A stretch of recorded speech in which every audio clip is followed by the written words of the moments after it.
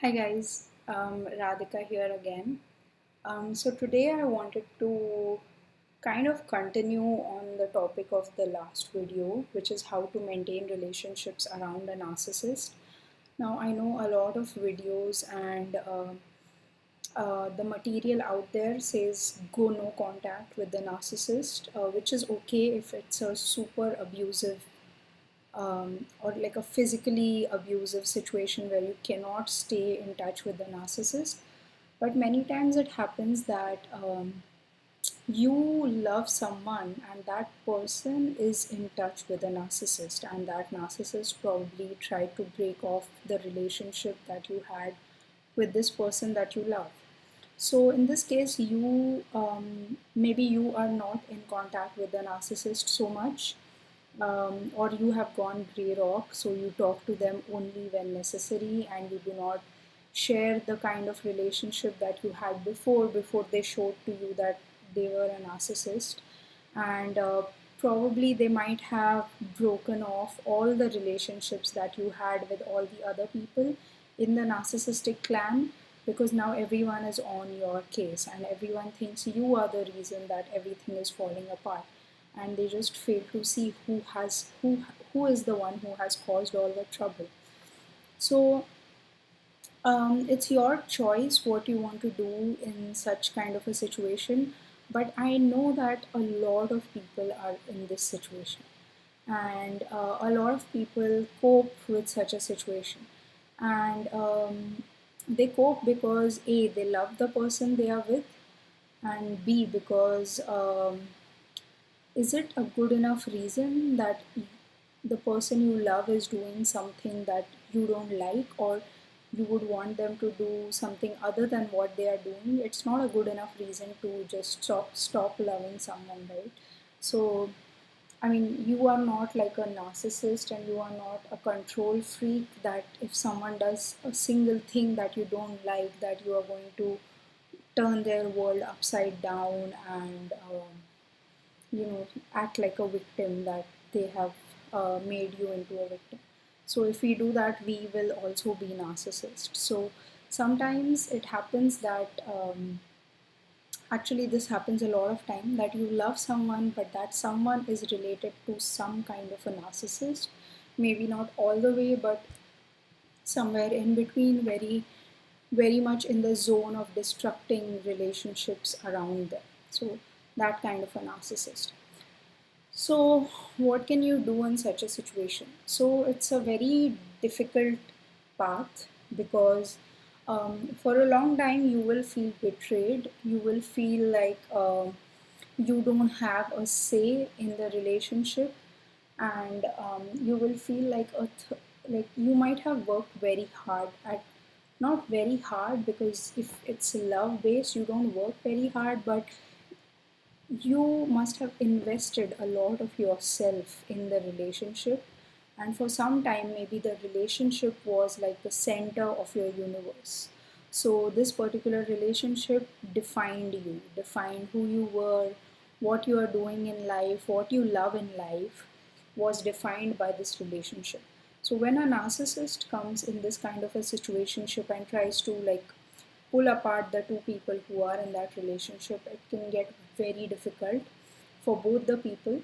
And if you are the person who the narcissist is not related to, it will be even harder on you, because the narcissist is going to make you the scapegoat, and they're going to make it look like you were the reason that everything fell apart, and basically everyone's going to blame you for everything after that.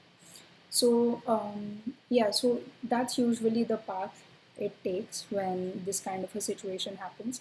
So it needs a lot of understanding, a lot of patience, a lot of knowledge about narcissism, all these things that happen, and also a lot of insight into who you are, who you actually are, because the narcissist will dissociate you completely from all your good qualities.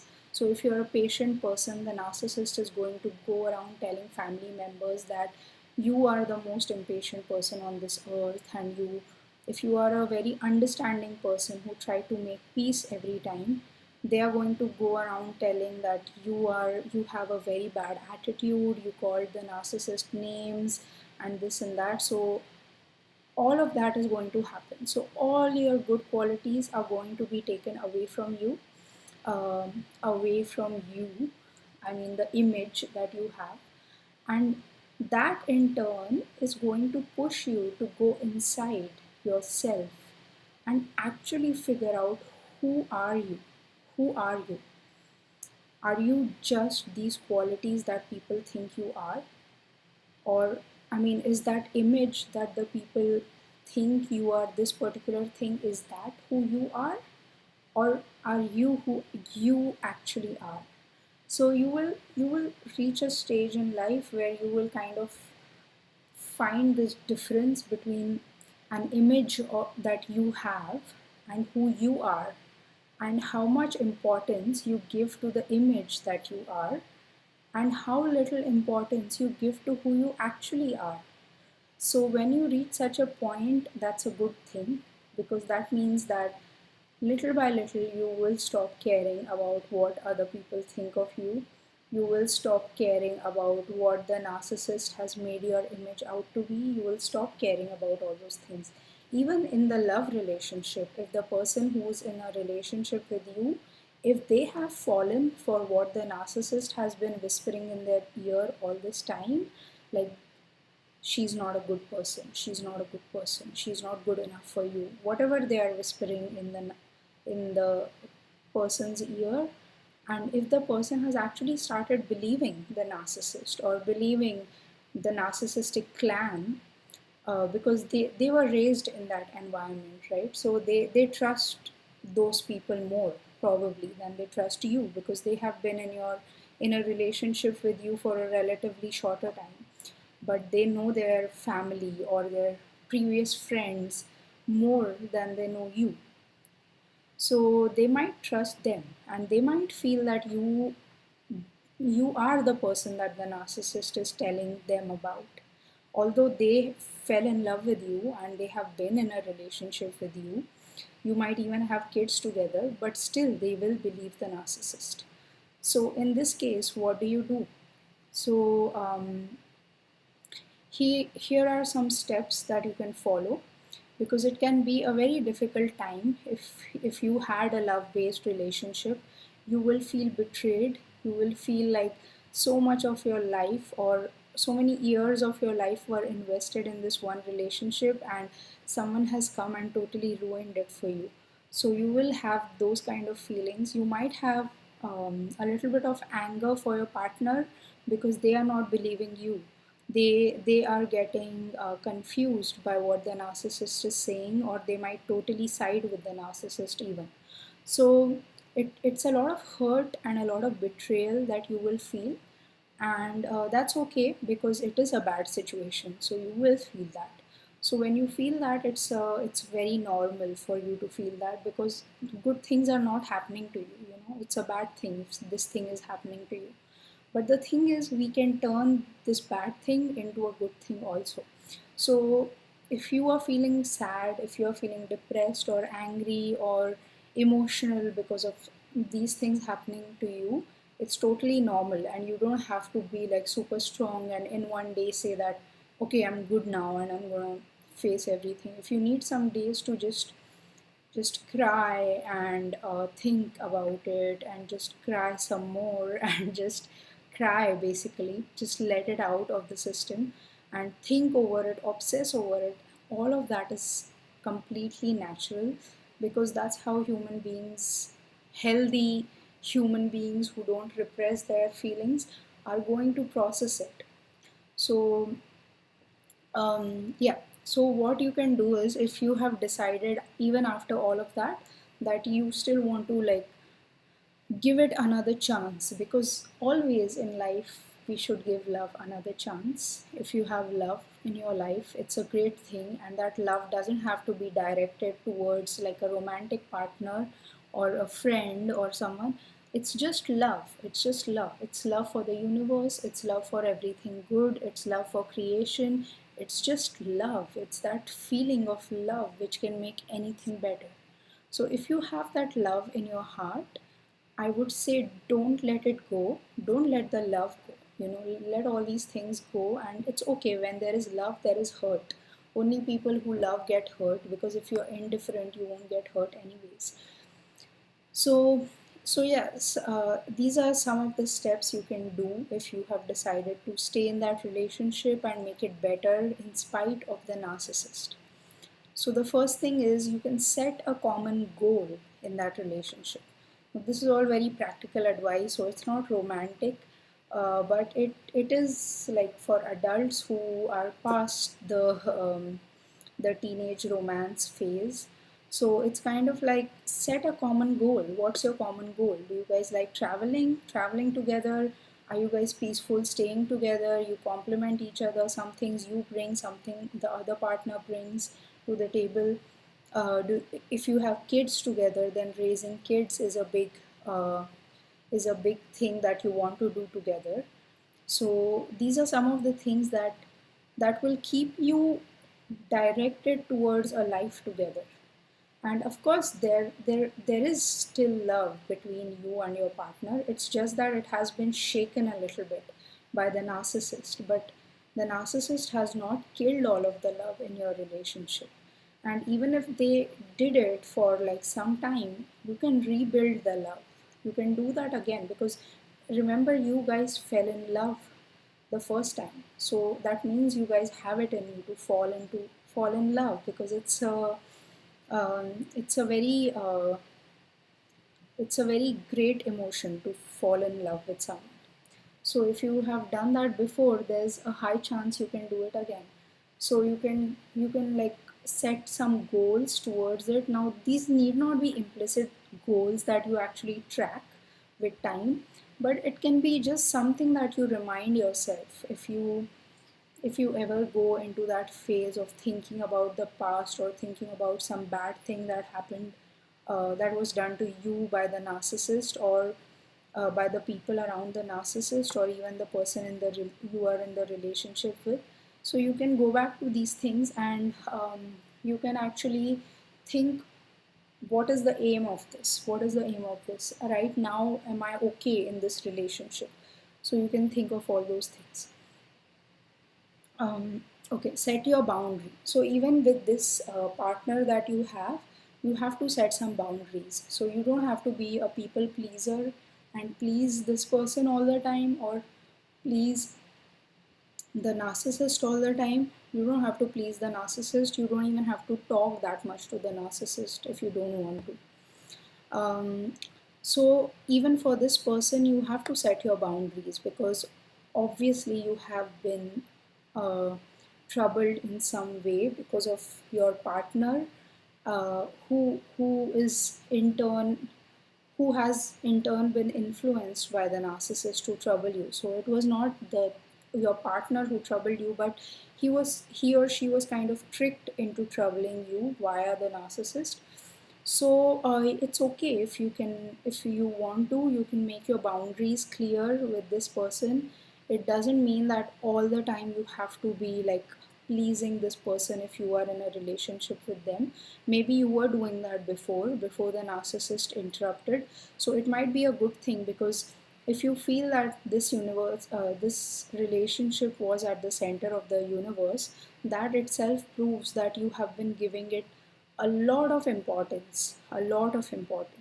And I agree that we should give that kind of importance to our children when they are growing up, before they are 21 years of age, because it's our duty as parents to raise them. But after they are 21, and even with our romantic relationships, I think it becomes very difficult when the relationship is at the center of our universe and we don't see beyond it. That's a bad point to reach, because it's not healthy for you. If something happens to that relationship, it actually, you identify with the relationship, like you are the relationship, but you are not the relationship.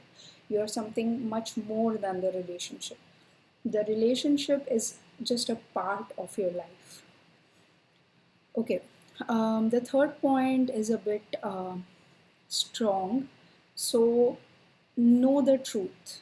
Okay, so the truth is, the safest person you can trust is yourself. Okay, And let's just see what the word trust means. So, when you say someone broke your trust, what you mean is that someone broke an expectation that you had of them. Okay, that expectation could be anything. Okay, so trust is like if someone says they will deliver me this piece of code on so and so day and they don't, they broke my trust. If someone says they are going to love me for life and they don't, they broke my trust. If say I use the train every day, if the train timetable schedule says that the train is going to come at 9:45 and it did not, the train schedule or the whoever is running the trains, they broke my trust. Did they not? So the train did not tell me I'm going to come here at this time, but my expectation was set that the train will be here by so and so time, and it wasn't. So basically, trust is an expectation that we have of something or someone. So basically, if someone says that they will always be by your side and they leave your side when you most need them or anytime, you will say they have broken your trust. Now, some trust so if they actually say it explicitly and they break it, that means they're lying. So then you would know that you should not trust them because they lie. Second, trust is kind of like an expectation that you put on someone because of some beliefs that you have. So all these romantic movies and all these friendship movies and everything that idealizes things, basically it gives us expectations because we expect people to be a certain way. So for parents, we expect our parents to be super good decision makers, always calm, always quiet, always an ideal mom and ideal dad. So aren't we expecting a lot of our parents? If they screw up, we say, oh my god, my parents don't know anything, this, that.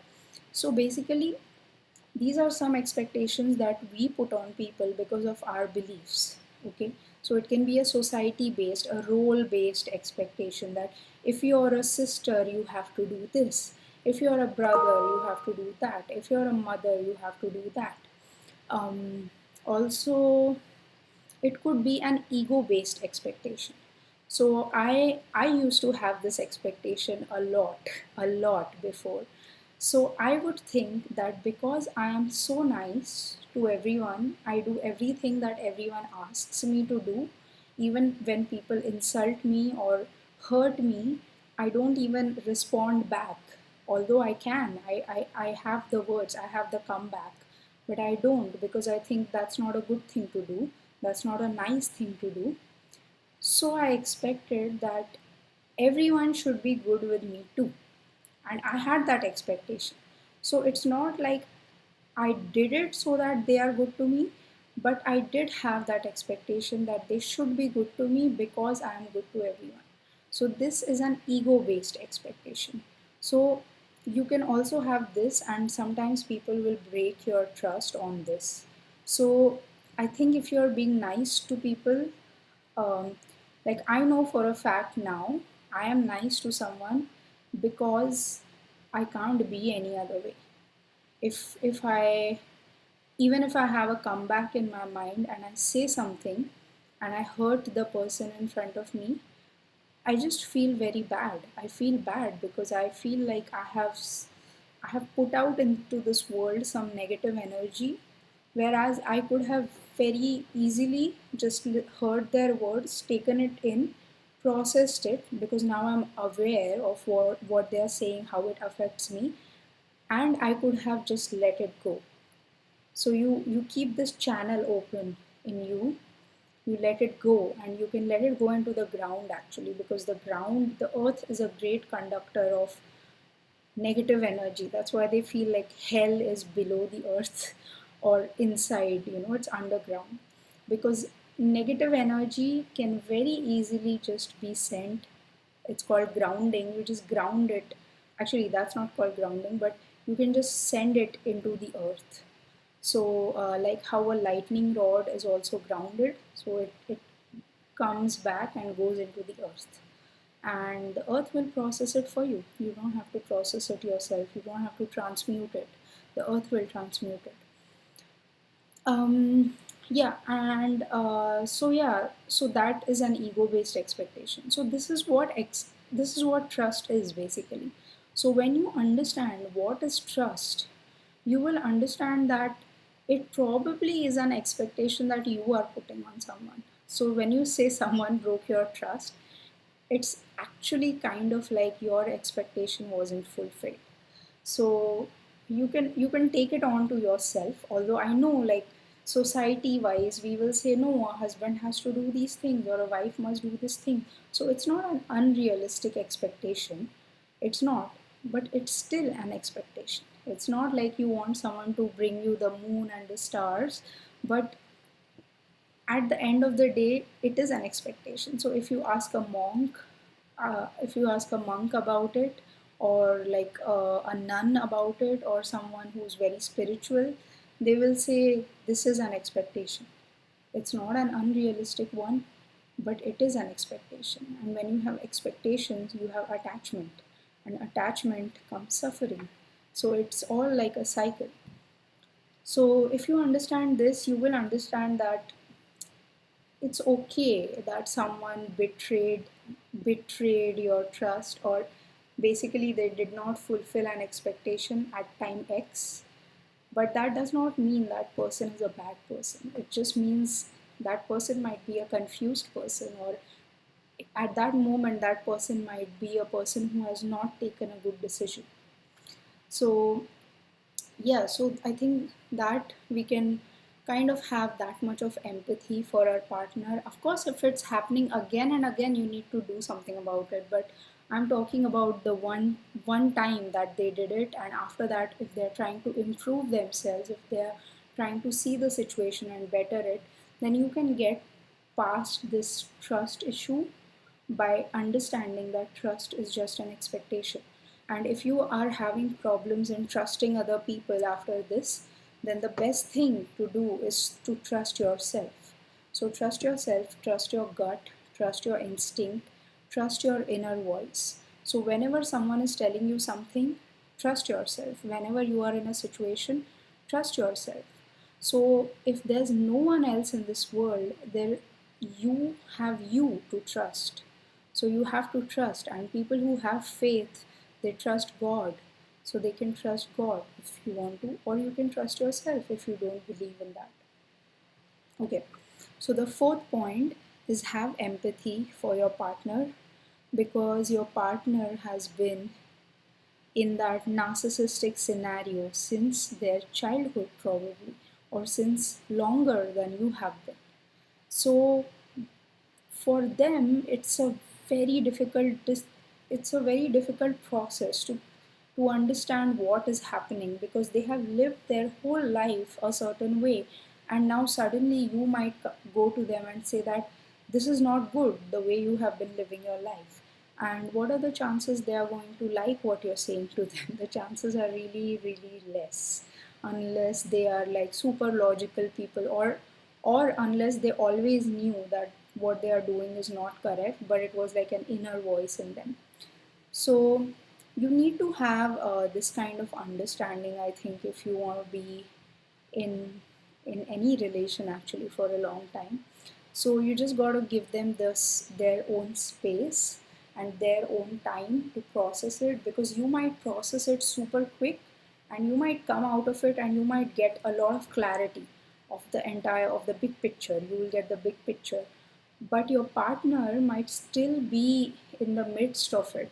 So he or she will not get the big picture. And for them, maybe it will take a lot of time to understand what is happening, or to, if they actually ever decide to analyze it. Because I know a lot of people, their defense mechanism is just to be in denial, and they live a long life in denial. And then when they have someone who's trying to force them to see the truth, they don't like that person, because they feel that this person is oversensitive, this person overthinks everything. And whereas actually they push everything down, they repress emotions. But yeah, it's gonna be, it will be like that. They will backfire on you, saying that you are hypersensitive, you want to talk about a thing all the time, whereas actually they are in denial. They don't want to see something that internally they know it's something is wrong, but they just don't want to face it. And probably they don't want to face it because they can't face it at the time. So if that's the situation, you need to give them time to come to terms with it. And you have to move on with your own life, and you have to realize that you let this relationship become the center of your universe. And you can move the center of your universe now from this relationship to you. And you can be the center of your universe, not in the narcissistic way, not like become a narcissist, but in the way that get to know who you are at the soul level, do your duties, do your responsibilities, but be distanced, be unattached, because you've had practice in that, right? In being unattached. Um, and you have seen this cycle of suffering and attachment, so now you know what it is. So yeah, basically move your focus from your relationship to you, or to other relationships that matter in your life, or other people who matter. But remember, always you are the one you can trust the most. So trust yourself, trust your instincts, trust your inner voice. And yeah, I hope this video helps you. And I wish you all a lot of love and a lot of light. Thank you. Bye.